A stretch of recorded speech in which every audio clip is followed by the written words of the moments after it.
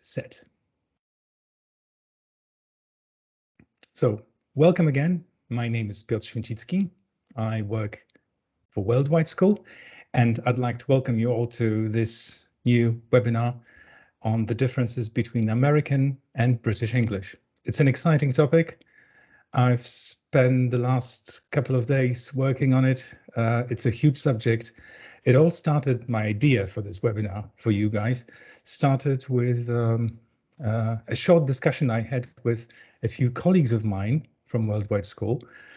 They're also teachers. And we were talking about one of our students who wanted to learn American English only. And, you know, this made me think a little bit more about why a person would like to learn American English and not British English. What are the differences?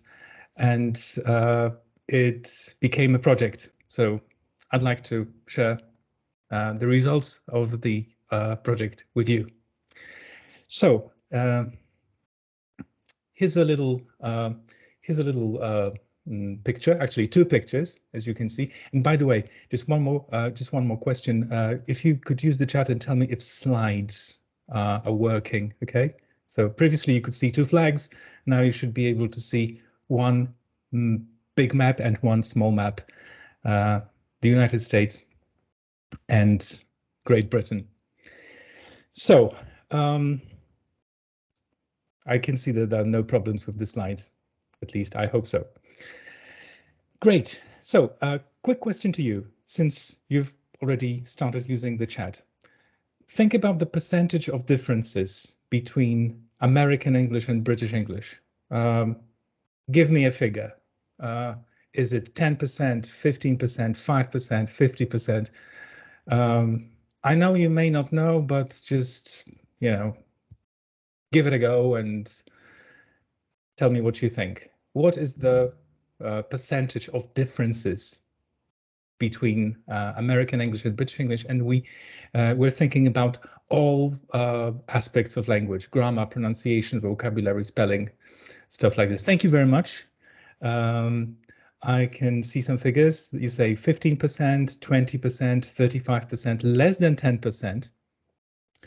So I guess that this figure may sound surprising for some of you, because according to linguists who have spent much more time than me researching the subject, it's only 2%, right? In total, if you take into account grammar, vocabulary, spelling and pronunciation, it's only 2%. So that's not much, right? I was as surprised as you, to be honest. So if we spread these differences into parts of language, it looks more or less like this. Okay, you don't know what these blocks stand for. So they stand for grammar, spelling, vocabulary, and pronunciation. Or at least, you know, this is a rough visualization of what this could look like. Not many differences in grammar, some differences in spelling, a lot of differences in vocabulary, and a lot of differences in pronunciation. So here's our plan for today. We're going to first have a look at the reasons why we have so many differences. Actually, not so many as we have seen, but reasons for the differences. And some of them are excitingly, historically interesting, right? And we'll take a look at the examples of differences, of course. And then I'm gonna give you some tips on what to do with all this. So let's start with a few words on language itself, right? Language. I know it may sound boring, but I just wanted to let you know what I think about language. There are two main forces. Maybe there are more forces which come into play when language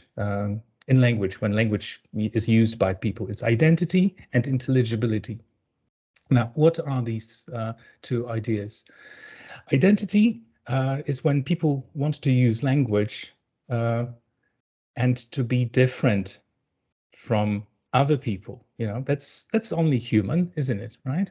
We use our language because we feel we are different, or because we want to be different from other people. And there's another force which doesn't have to be in contrast with this force. These forces can function at the same time. It's intelligibility. It's the ability to be understood. So some people may think, okay, we need some kind of standard, right? In order to use language, we need to be understood. People should understand us, especially if you're dealing with a language like English, in which there's a lot of variation, right? Actually, that doesn't concern only English. That's what happens in many languages too, but the degree of variation is different. In Polish, there's a lot of variation too. I bet in other languages as well. So language means variation. Language means that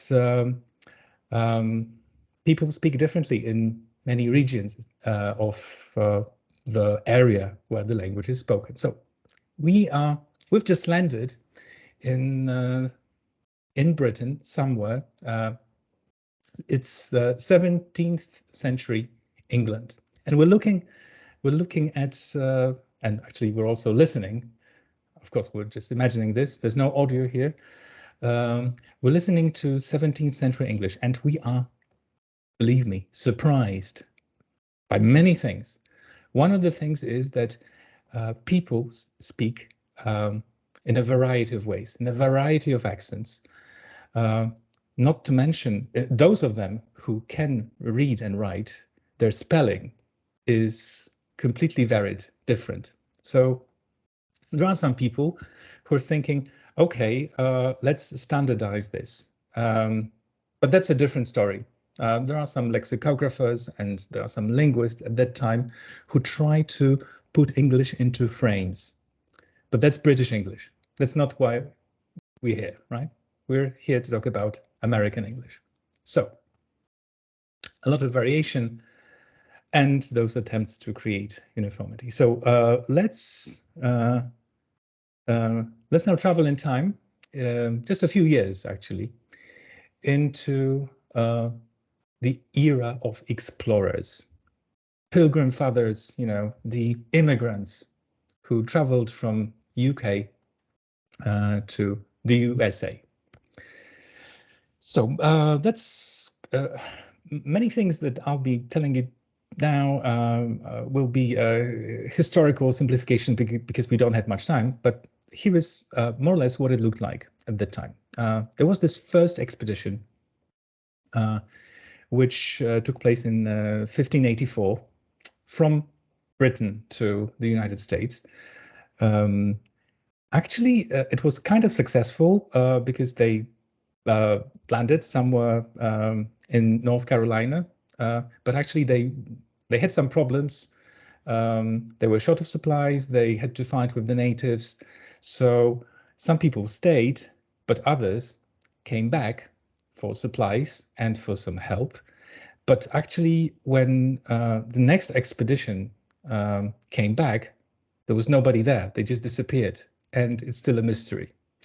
So what happened to them? So actually, this voyage doesn't count in our story. What counts is the next voyage, the second expedition, which took place in 1607. And why is it important? Because this was successful. Okay, that's good. And the second thing is that the people who were on this expedition and who landed in this area pointed by the arrow, they came from the West country, right? The west of England. What was specific for the Western dialect of Britain was the R. The sound R, which is so widely connected with American English right now, right? These people pronounced R after vowels. and they settled down in this area indicated by the arrow.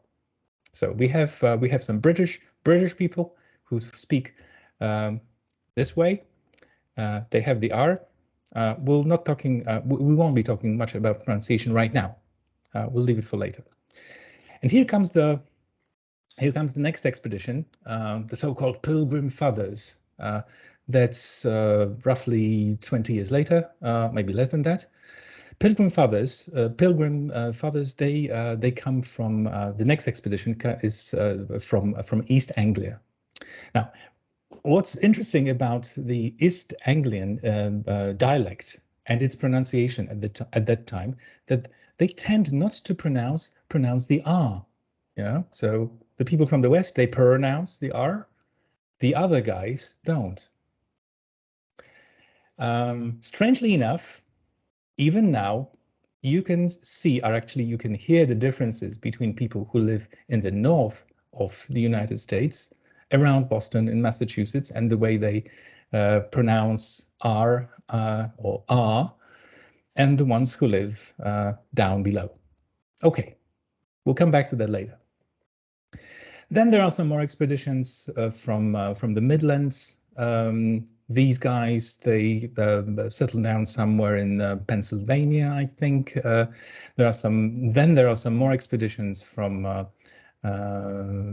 Ireland and from Scotland, and they settled down somewhere around Philadelphia. Of course, they all bring their own varieties of English, because, as we said before, even in Britain, English was different. English sounded different, the spelling was different, the grammar was different. It was more or less the same. It all sounded like English, but it was different. So English is on the American continent right now, and it's varied. Right. To make the things more interesting, there are some other people arriving in America. There are some French people, there are some Spanish people, and Dutch people. There are also, unfortunately, black slaves. By unfortunately, I mean that they are slaves. One interesting thing, slave traders, they made sure that on their boats there were slaves who didn't understand each other. So they mixed slaves by the language. So what actually happened afterwards is that there were slaves who spoke many local African languages. They had to communicate with the British sailors, and actually, some kind of new form of language developed out of this. But that's another story for another webinar, actually. So we have black slaves and Dutch and Spanish and French people who try to communicate with the people who use English. And there are Germans, and there are, of course, Italians, and there are Jewish people. There are some Polish people there too, of course. So there is a lot of English and all the other languages and speakers of these languages who try to communicate with the English. Some of them learn English, of course.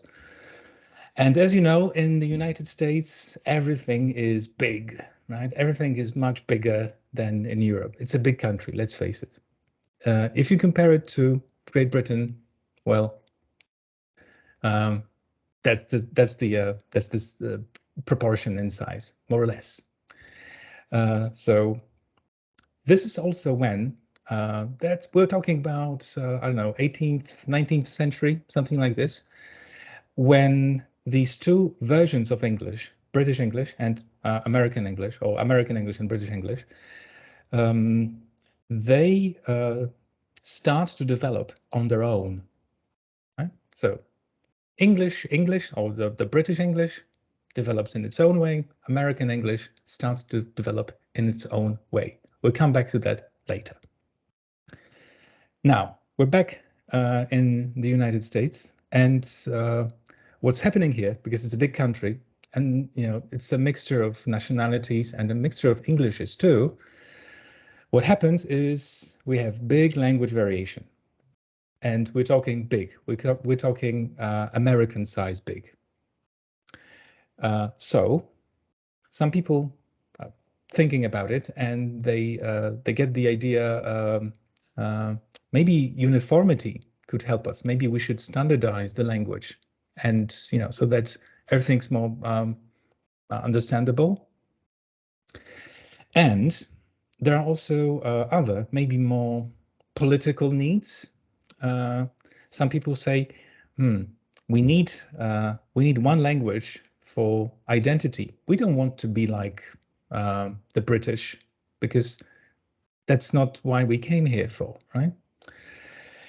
And among these people is a teacher, a lexicographer, a linguist, one of the famous people in the history of the United States. His name was Noah Webster, and he has this idea, and I'll quote him. Our honor requires us to have a system of our own in language as well as in government. Okay? Great Britain, whose children we are, should no longer be our standard. So that sounds a little bit like identity issue, right? And a political issue too. And apparently, Noah Webster becomes the author of American Spelling Book and another much more successful and popular book, the American Dictionary of the English Language. Some of you may have it at home, actually. It's the famous Webster's Dictionary. And this guy changes a lot of things in the American English, but we'll get to that a little bit later. So here's the proportion of differences between American English and British English. We looked at this before, and now we're going to have a look at these differences one by one. So we'll take a look at the pronunciation first, then vocabulary, and then spelling, and then grammar. Pronunciation. So let's think about the reasons for all these changes. Some of them are mentioned already. Here's the first one. Different local 17th century dialects of British immigrants. As I told you before, West Country R after vowels, and East Country no R after vowels. Apparently, this no R after vowels has become more popular in at least more sophisticated, more educated parts of the British society. But as you may know, even in Great Britain, there are people who pronounce the R more or less in the American way, or in a different way, but it's there.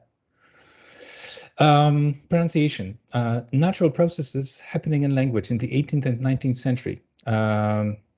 We have a relatively close community. So actually, this will concern all the parts of language, right?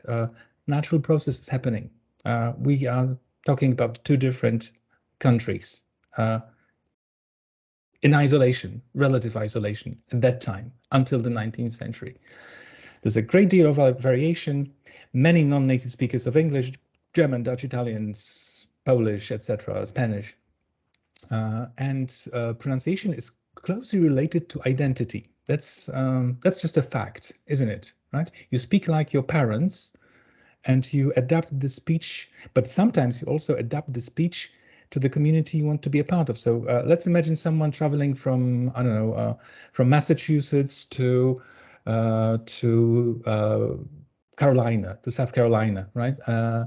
And after some time, maybe this person will lose their accent, will get married, have children, and vice versa. So there's a lot of traveling happening around, and we're not talking only about the eastern coast of the United States. We're also talking about the interior too, and the West. So pronunciation evolved in isolation in both countries.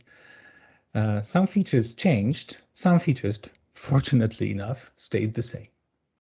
And here are the differences. The first one you already know, that's the difference in R, right? The American English bar and British English bar, or bar, depending on where you live in Britain. So this, just to make sure that we're on the same page, the bar thing, the no R, that's the version of pronunciation that King Charles uses. That's the pronunciation that the so-called educated elite of, Great Britain uses. That's also maybe the version that you have been taught by your teachers. But that's not the full picture. That's about the R. There are some other differences. Some of them, like in R difference, that's the difference between dance, and dance. Dance is, of course, American English. Dance is British English. But funnily enough, dance used to be the pronunciation of the word in the 17th century, believe it or not. So it traveled with the immigrants and it stayed there. But in Britain, it evolved and changed. And this is what actually has happened to many of the words, pronunciations, all the many different aspects between American and British English. So some of the language left UK and stayed more or less the same in the United States. And in Britain, it evolved. But of course, things evolved also in the United States. Another difference, we're looking at the word not in British English and not in American English. And that was also the way it sounded before mass migration. So just two examples. Not. Okay, here are some more. We're talking about vowels mainly here. So the American English open and the British English open, home, go versus go and home. We're talking about new car, and new car. So this concerns words like duty, tune, enthusiastic, and many more. We're talking about missile and missile. We're talking about fertile and fertile. We're talking about reptile and reptile, and many, many others. So these sounds are different. If I'm not really sure if the way they changed was the same as with R's and the other sounds, but most likely that was the story. There are some individual words which are different, which have different pronunciation in American and British English. So, for example, schedule and schedule, tomato and tomato, and route and route. So some people would say router, and some people would say router. Maybe the first ones will be American, the other ones will be British, but actually in American English, you can pronounce the words in two ways. You can say route or route. So you can have router and router. Famous example, advertisement. Hang on, this is British English, right? Advertisement and advertisement. That's American English. So individual words, different pronunciations. There's another interesting aspect here, and that's the word stress. So some American English words are stressed differently. Different syllable is stressed. For example, you have ballet and ballet. You have address and address. The second is British. You have inquiry and inquiry. You have magazine and you have magazine, right? Still about stress and stressed vowels. There are two stresses in some cases. In some cases, there are two stresses in American English, whereas there's one stress in British English. Listen to this, and look at the colors. It's auditory versus auditory. It's secretary versus secretary. It's laboratory versus laboratory. And it's Birmingham versus Birmingham. So here's a little difference too. To sum up, more and more British English speakers currently tend to use American English pronunciation of some words. The reasons are varied. We'll talk about them later. So we have more and more British speakers, British English speakers, who tend to use the American pronunciation. For example, one of the best examples is schedule and schedule. The older generation will use schedule, but their sons, daughters, and grandchildren will use schedules. But even sometimes people who are 60, 70 will forget about the good old British pronunciation of schedule and will use schedule now and then. That's the reality right now. Of course, there's a lot of variation because American English is so popular. We'll talk about that later. Vocabulary. Let's talk about vocabulary. Why? What are the reasons? What are the reasons for the differences here? So, as I said before, actually, because you're mute, unfortunately. But you can type in the chat and you can ask me questions, and I'll, with pleasure, I'll answer all your questions if you have them. If you have a question, just type it on chat, and I'll do my best to answer it later. So some words which traveled with the immigrants, missing S, stayed with them, of course, while in Britain they became less popular.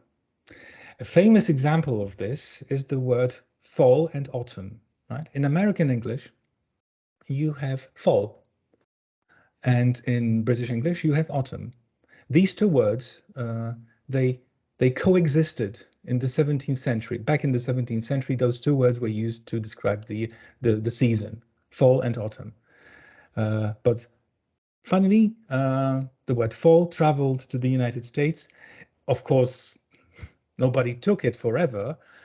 Some of the people who stayed in Great Britain still used it, but they were outnumbered by the people who preferred autumn, because maybe it sounded more sophisticated. It's based on Latin, not on Germanic languages. Who knows the reasons? People preferred autumn in Great Britain. It stayed there. In the United States, it has stayed and is fall. Right. New words were added to American English, of course, in order to describe the world around the immigrants. Completely new geographical conditions, cultural conditions too. Some words were borrowed from other immigrants, you know, the German, Italian, Spanish, Polish, Jewish communities. And there were Native Americans there too. So that's also important. And one more factor, vocabulary is developing in relative isolation in these two countries. So what are the examples? Here you are. So first, let's take a look at a few words which are the same in form in American and British English, but they have different meaning.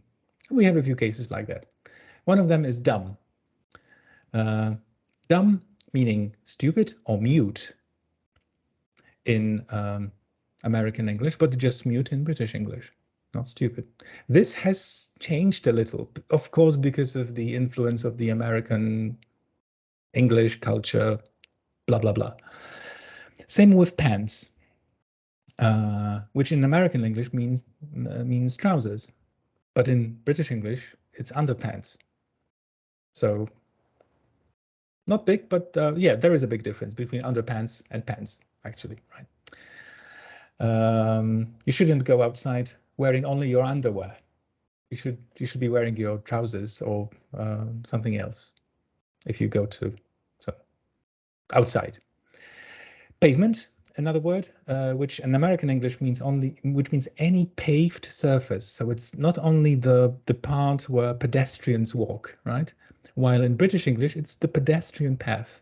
Americans have a different word for that. They have sidewalk, right? But yeah, just 3 differences.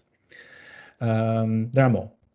Here is a list. It's a long list. I'm sorry, but I'm not going to discuss each of these words separately, because you'll get a PDF of that presentation, and you'll be able to check the meanings if you don't remember or if you don't know some of the meanings. So here are the words which are different in form, but have the same meaning. I bet that in many cases, that's the same case. That's the same historical case as with fall and autumn. Maybe some of the words traveled with the immigrants to the United States and stayed there. And what happened in Britain is that the word changed and evolved. So apartment, flat, attorney, solicitor, bar and pub, closet, cupboard, couch, sofa, diaper, nappy, pants, trousers, sidewalk, pavement, eggplant, aubergine, elevator, lift, fall, autumn, faucet, tap, fender, mudguard, garbage, rubbish, gas, petrol, hobo, tramp, hood, bonnet, intersection, crossroads, jelly, jam, lawyer, solicitor or barrister, math, maths, movie, film, first floor, ground floor. Hang on, first floor, ground floor. So the second floor is the first floor in Britain or British English. That's confusing, isn't it? Sneakers, trainers, talking about shoes. Traffic circle, roundabout, trash, rubbish, trash can, dustbin, trunk, boot, vacation, holidays, windshield, windscreen, wrench, spanner, yard, garden, road signs. We're talking about road signs here. Yield is give way in British English. Zipper, zip, zucchini, courgette, apartment, flat, flashlight, torch, sweater, jumper, cookies, biscuits. I'm almost sure that 90% of you have already seen these differences in various books for learners of English. So yes, these are facts. They have different words, but not many people actually spend some time, I think, thinking like why these words are different, And what's absolutely exciting for me is that some of these words were actually British English words, but in the 17th century and before. So just, exciting fact. I'm not sure how useful it is for you, modern learner of English, but it could be.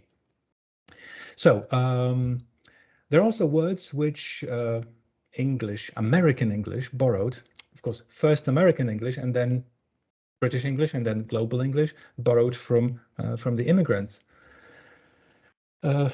From Native American languages, words like moose, raccoon, skunk, tomahawk, totem, wigwam, tomato. Yes, that's an Indian word.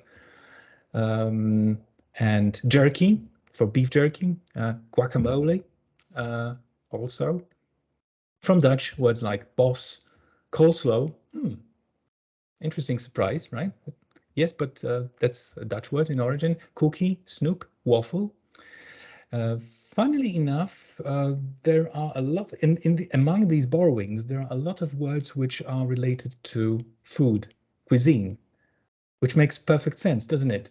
Because there's some neighbors living next doors, and they're preparing pasta, and they call it pasta, and not noodles, because the other neighbors who are from Asia, they prepare noodles, and so on and so forth. So we have capo, we have espresso, mafia, pasta, pizza, spaghetti, zucchini.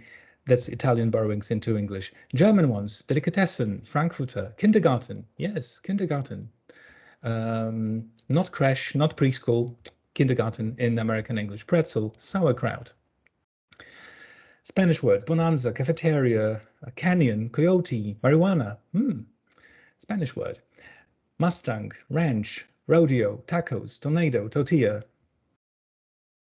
And interesting words from Yiddish.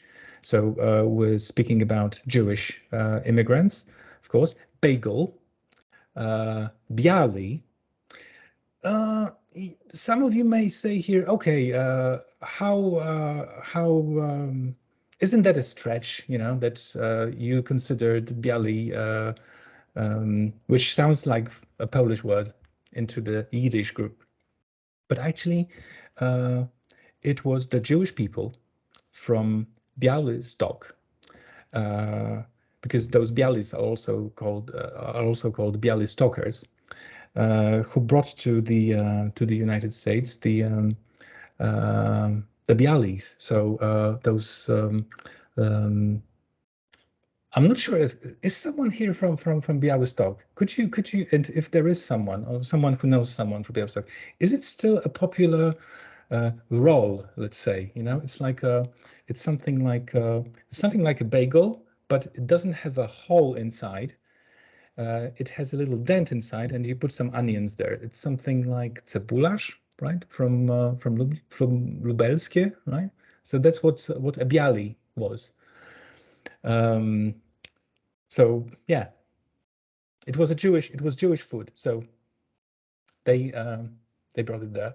Mensch, maven, chutzpah, schmack, all Jewish words which are used in English, American English, or in English now.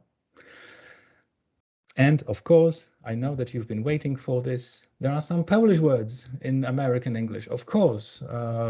If you don't believe me, you can just go to Webster's, or you can go to Wikipedia or anywhere else and find that any dictionary of American English, but not also of American English, includes words like kielbasa, pierogi, borscht, and a few others. So 17th and 18th vocabulary brought by British settlers stayed with them, just like pronunciation. Interestingly, some of it fell out of use. And maybe that's the reason for the variation. Words help you refer to the world you live in. Americans needed new words. The British didn't, right? Because they didn't have prairies and raccoons and other animals which lived in the United States. If you live in a multicultural society, you selectively borrow the words from your neighbors, don't you? And of course, words travel in both directions. I have no idea what influence English left on the German and Italian that was spoken by the German and Italian immigrants, but maybe it did as well. But that's a different story. So currently, American English words are pretty successful. They have an enormous influence on British English, and I put my full stop here. And we go to spelling. Spelling, if we talk about it, we have to go back to Noah Webster, right? The guy who was the author of the spelling reform. Remember, identity, we are Americans, we are not British. The one who wanted to standardize spelling, because it's really annoying if you read documents and the spelling is all over the place, it's all different, right? And there were some political reasons too, of course. So here were his first original ideas. He wanted omission of all unnecessary and silent letters. Good job, right? How many of you have seen those short clips on YouTube, you know, guys making fun of English language spelling and pronunciation, right? All the silent letters. Yeah, let's get rid of that. He wanted also to replace letters and combinations of letters whose pronunciation was unclear. There are many cases like that in English. There are some historical reasons for that in English in general, right? Because English is a mixture of Germanic languages, of Germanic language and Latin and French, and that's a topic of a different webinar. Actually, there is one about it in our worldwide school bank of videos, webinar videos. But there were some efforts to standardize this aspect of British English before now Webster, before immigration, etc. And there were some decisions taken. And the consequence of these decisions is the vocabulary, the British vocabulary, the British spelling that we have now. Maybe I'll tell you something more about it in a moment. So here were some of Noah Webster's ideas. Get rid of the final E in words like definite. That's exactly what I wanted to say. There are hundreds of words like that in English that end in E. But what's the bloody reason for ending in E if you don't pronounce it, right? Definite. It ends with T, definite. So the guys who worked on this subject before Webster in Britain, they decided that because of the fact that these words come from Latin, many of these words ending in E, same cases, come from Latin, they should keep the E just to mark that this word comes from Latin. And decision was taken, it became official. Webster wanted to get rid of that, but this didn't caught on. It wasn't widely accepted, but all the other changes were accepted. So the change of RE into ER in words like center and center, theater and theater. Of course, I don't have any spelling here, but you know what I mean. Getting rid of U in words which have OUR. So you have color, and color, right? Getting rid of SE and substituting it with ZE. So analyze and analyze. The sound you hear is Z, right? So why should you spell it with an S? Defense and defense, right? Why should you spell it with a C if the sound you hear is S or S? So these were accepted. These were accepted, and here are some more. And here are some more examples. So the first row is British English. The second one is American English. So we have color and color. We have honor and honor. We have labor and labor, and we have neighbor and neighbor. Of course, slight change in pronunciation, but also, as you can see, big change in spelling. Enclose and enclose, inquiry and inquiry, ensure and ensure. This is particularly interesting. Some of the British words kept the Latin spelling, let's say. So anesthetic, AE.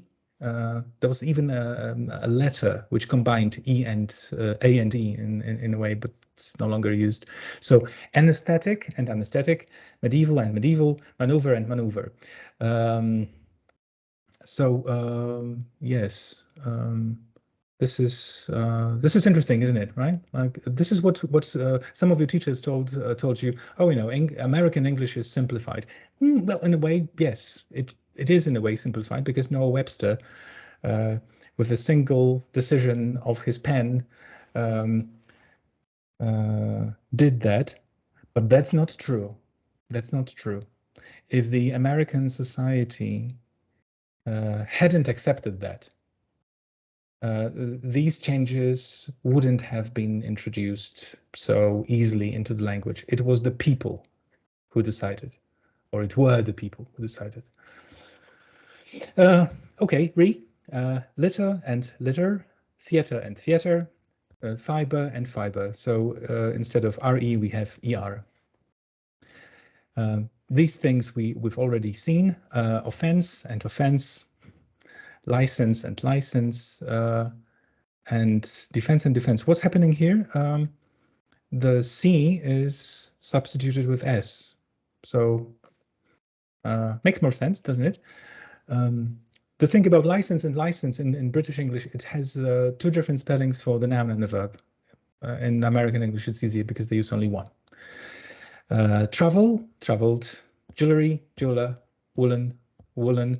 So in British English, in these cases, in British English, you have double L. In American English, we have one L. But have a look at these words. It's a totally different bunch. It's the same thing, but it's a different bunch because in British English they have single L, and in American English they have two L's. So you could say that that's the opposite what you would think, right? So you have fulfill and fulfill, you have skillful and skillful, and so on. So I don't know why this happened for sure, but I have a little theory of mine. My theory is that the single L words from this list, the British words, they developed on their own in British English, and that didn't happen in the United States.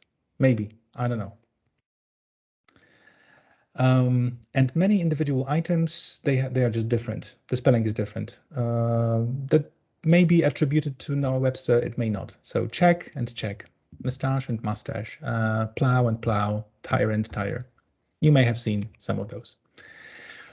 More examples: pajamas and pajamas, program and program, draft and draft, draft beer and draft beer. Interesting case with program, right? They did get rid of E and the M, program. So one success of Noah Webster for the final E disappearing. To sum it all up, standardization efforts succeeded. Identity building project also succeeded. We're different from them. And but some of the American English spelling have become popular among British English users. We're talking about 20th century and 21st century, of course. So there are many British English users, British speakers who would spell words like judgment, inquiry, and inquire, and encyclopedia, and medieval even in the American English way. They have the right to do so. They are native speakers. They can do whatever they want. Grammar. Grammar is interesting too, actually, because the differences between American English and British English grammar is it's rather similar. You know, it's rather similar. There are no big differences, but let's remember that there are differences in grammar usage also within each of these countries. Right? People from the north in Britain may use different grammar than people from the south. And that's the same with the United States. We're talking also about social differences. People who are less educated, let's say. I'm not saying that they are worse, they're just less educated. They will use less sophisticated grammar, right? So in English, in American English, grammar was the different than British grammar. It was also probably influenced by other speakers of English whose native language was different than English. So all those Dutch, Spanish, Italian, French people. So here's a bunch of differences. For example, the difference between have got to and have to. I'll read you the examples, only you can read the description if you want. So I've got to go and meet my mum for lunch. I've got to go and meet my mum for lunch. I have to meet my advisor at 1. You see, so slight change. Nothing much, but there is one. Be going to, especially when you're giving directions. So an American person can give you directions in this way, and don't be surprised if they do. You're going to go 2 blocks, and then you're going to see a big white building. And a British person will tell you, come to T junction, turn left, go down, and blah, blah, blah, you know, something like that. So it's not a big difference, but there is. Why? No idea. The grammar books I've read, they don't give any motivation for these changes, which doesn't mean that there isn't any. but it's all natural development of language, I suppose. I suppose, which in American English is I guess. You know, some like, let's say 30 years ago, some British people would say, "Oh, I guess that sounds so American." They couldn't be more wrong, because the phrase "I guess" came with the immigrants from the 17th century British English to the United States. There is some evidence confirming this. So yes, Americans will tend to say "I guess," while British people will say "I reckon," "I suppose." Slight difference of using be, but in one special aspect, British English. Tim isn't working there anymore. So preferred American English form would be Tim's not working there anymore. Another one, slightly more popular, you might have heard about this from your previous teachers and current teachers too, the difference between have and have got. So the present tense form of have with got is used for possession. Used for possession is more than twice as frequent in spoken British English than in American English. So I've got one sister and one brother. I have one sister and one brother in American English. What if you confuse them? Nothing. Nothing happens. That's not a mistake. You've just used the American version, and so what? Someone understood you, right? American nice thing about American English is that they use these phrases with they don't use and in phrases like go and see, which is in British English, like go and see if you can find it. Go see if you can find it. Come and play with me. Come play with me. Okay, this is interesting. You might have noticed that Americans use the regular form of got, which is gotten, but not all of them. I would say that it's kind of popular, but not very, very popular. The same with fit. Fit, just fit, and fitted in British English. But this is more popular among learners because, you know, those of you who tried to learn the list of irregular verbs, you probably noticed, if you still remember that day or days, that some of the irregular verbs have the American forms. So British and American, burnt and burned. Dreamt and dreamed. And I don't want to confuse you right now. And if you're interested, you just go on the internet or ChatGPT and ask it to make a list of these differences. We don't have time for this anyway. But yes, some, not all of them. Some of these regular verbs have different forms in American English. That was real nice. They were real nice to us. The president of the company took us and showed us around.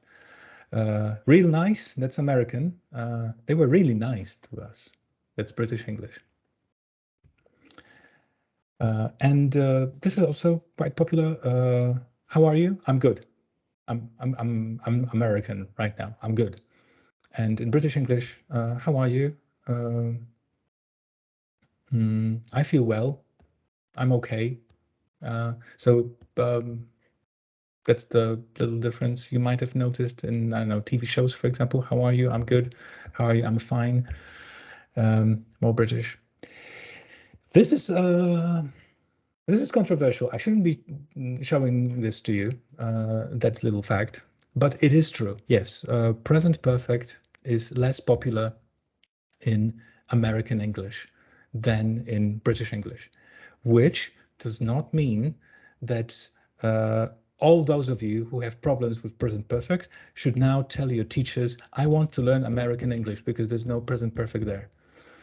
Of course, I'm joking. If you want to go for American English, go for it, you know, but be consistent. Or don't be consistent. Do whatever you want with your language. The facts are the following. Americans tend to use less present perfect, but they do use it. They do use it in certain situations, especially if they really want to express what present perfect expresses very well, results and experience. And if you don't believe me, watch any TV show that is American and try to look for present perfect. It will be there for sure. Americans and British, they have also different attitudes to something which in English grammar we can call concord. So it's about plural versus singular verb. So, for example, the government does a good job. Does, that's singular, right? That's American English. In British English, that would require a plural verb. So the government are making profit, not is making profit. And there are some more differences for which we don't have too much time, but that doesn't mean that they are marginal. Actually, these are very interesting ones. The differences in using prepositions. So at the weekend, on the weekend. Let's meet at the weekend. British English, let's meet on the weekend. American English.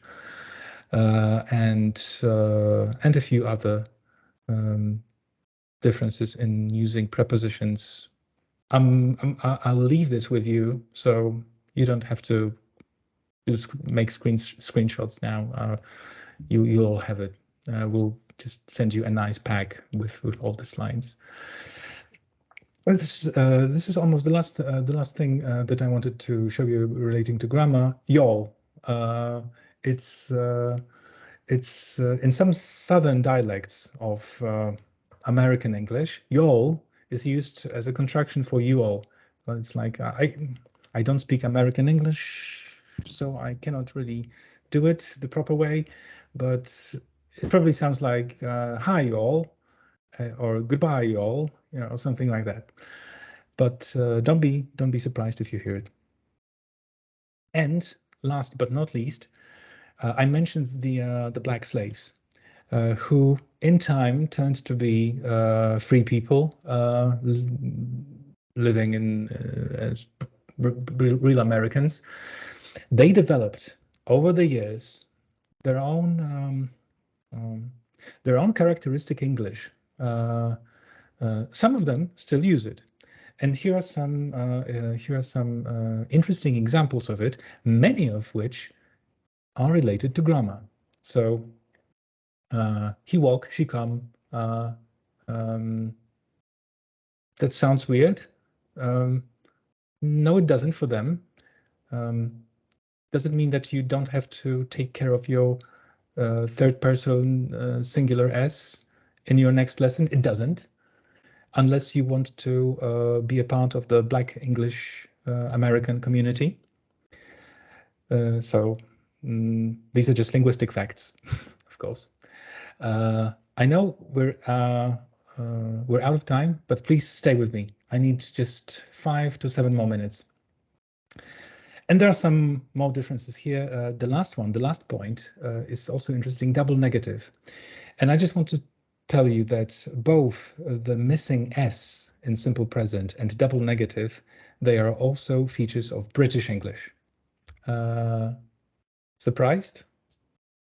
Maybe you are, maybe you're not, but it doesn't mean that the English you learn with your teacher, which includes third person singular s and no double negatives, is wrong.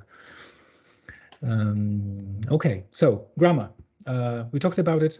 People come from different backgrounds. Differences are less visible, but as you can see, they are still there. And one last thing, which I think is quite important, sometimes ways of saying things which are unacceptable to some part of the society become norms. So, you know, sometimes grammar becomes simplified and becomes a norm, even if some grammarian or linguist doesn't like it. What's the current situation? The current situation is that there are much more speakers of American English in the world. And American English is influencing British English and global English. And another fact is that American English is the language of films, TV shows, podcasts, the internet, IT, business, computer games. I'm not sure about YouTube because there are some local Englishes involved. And British English is also very influential. It's very common in language learning materials for students. You must have noticed that. And here are some of your questions, I think. These could be your questions. Which English should I learn? Which model of pronunciation, grammar, spelling, vocabulary should I use? Especially now, after watching all this, you may find yourself thinking about this. Who should teach me? An American or a British person, or a teacher, Polish teacher with an American or British accent? How important is it? And do American and British English speakers have communication problems? So here are some answers. Here's the first one. There's no single, it's not an answer, it's just a description actually of the situation. There's no single English really, even within the United States and the UK. Even if you don't like this idea, these are facts. And there has never been one single English.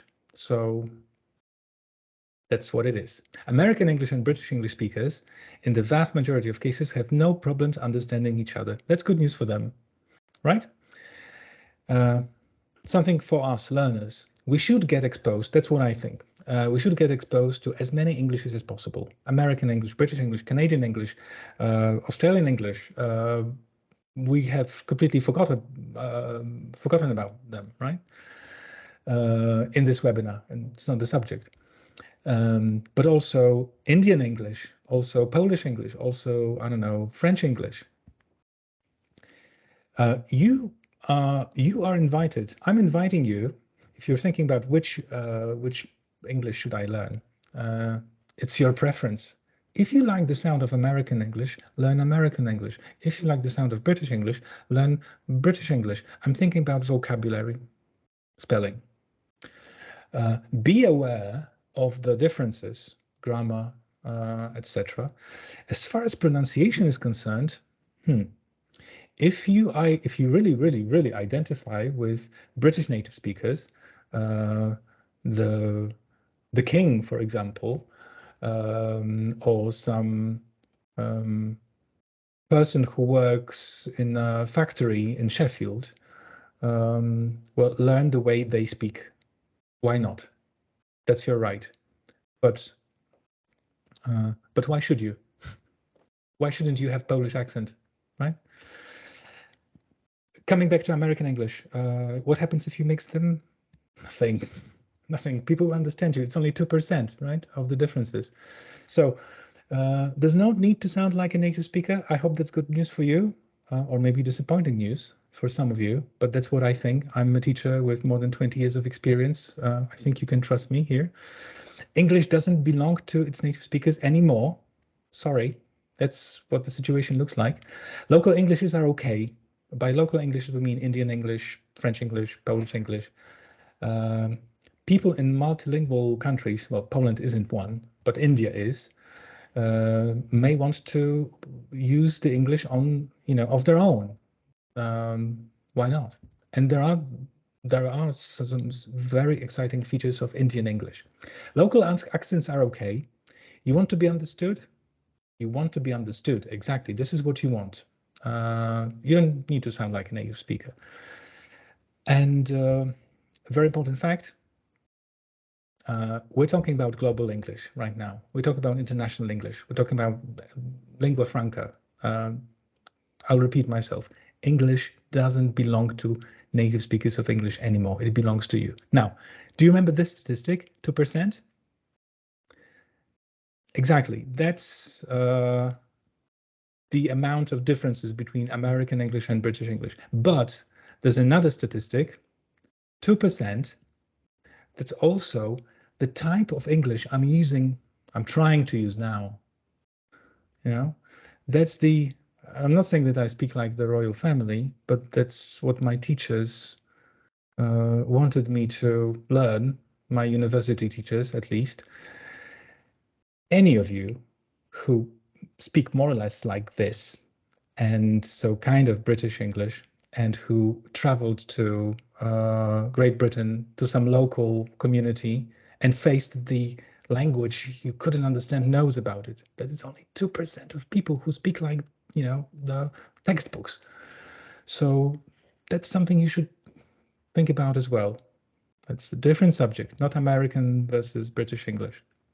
And now, question to you. I'm finishing. I promise I'm finishing. What do you think this figure stands for? This is 375 million.